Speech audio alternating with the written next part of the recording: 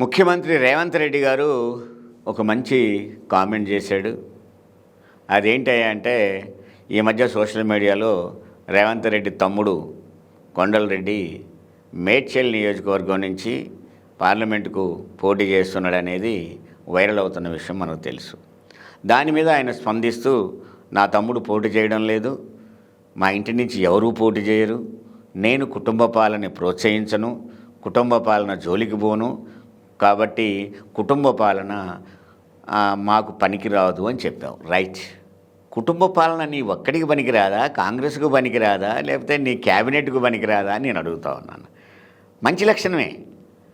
మంత్రివర్గం కానీ ఎమ్మెల్యేలు కానీ మరొకరిని ప్రోత్సహించకుండా ఉండి అదే కుటుంబంలో ఇంకోరిని ప్రోత్సహించకుండా ఉంటే నువ్వు అన్నదానికి ఒక శాంటిటీ ఉంటుంది. అది కానీ నేననేది ఏంటంటే, నువ్వు ఎట్లాగైతే నా తమ్ముడు పోటీ చేయడన్నాడో మీ క్యాబినెట్లో అందరితో నా కుటుంబం నుంచి ఎవరు పార్లమెంటుకు పోటీ చెయ్యరు అని అనిపించగలవా అని అడుగుతున్న ముఖ్యమంత్రిని నేను. ఒక మంత్రి ఏమో నా కొడుకు కావాలంటాడు ఎంపీగా, ఒక మంత్రి ఏమో నా పెళ్ళం కావాలంటాడు ఎంపీగా, ఒక మంత్రి ఏమో నా సోదరుడు కావాలంటాడు ఎంపీగా. ఇది మొత్తం కాంగ్రెస్లో ఉన్న నేపథ్యం అంతా కుటుంబ నేపథ్యమే. గతంలో కాంగ్రెస్తో ఫైట్ చేసిన వాళ్ళందరికీ అది తెలుసు కాంగ్రెస్ పరిస్థితి ఏంటో. గతాన్ని మించి అంటే 10 ఏళ్ళు తెలంగాణ రాకముందు 10 ఏళ్ళు 15 ఏళ్ళు 20 ఏళ్ళు 30 ఏళ్ళు పరిపాలించిన కాంగ్రెస్ పార్టీ చరిత్ర అంతా కూడా అందరూ తెలుసు కదా. కుటుంబ నేపథ్యం అంతా ఒక్కరు కాదు. ఒక మంత్రి అయితే తమ్ముడు కావాలి, మంత్రి అయితే కొడుకు కావాలి, మంత్రి అయితే భార్య కావాలి.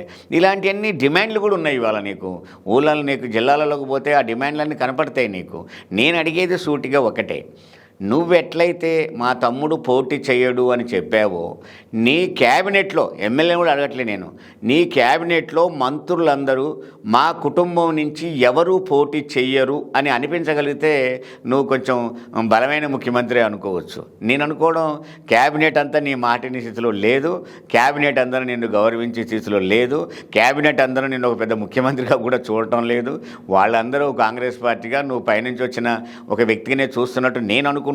బట్ ఆ విధంగా కనుక నువ్వు క్యాబినెట్లో బలాన్ని పెంచుకొని నువ్వు ఆ పార్టీలో బలాన్ని పెంచుకుంటే మంచిదే. ఒక ముఖ్యమంత్రి ఓ బలమైన ముఖ్యమంత్రిగా ఉంటే ప్రజలకు ఉపయోగపడుతుంది అనేది నిజమే. కానీ నేను ఇప్పటికీ చెప్పేది, నీ క్యాబినెట్ మంత్రులందరితో మా కుటుంబం నుంచి ఎవరు పోటీ చెయ్యరు అనిపించగలుగుతావా అనేదే నా ప్రశ్న.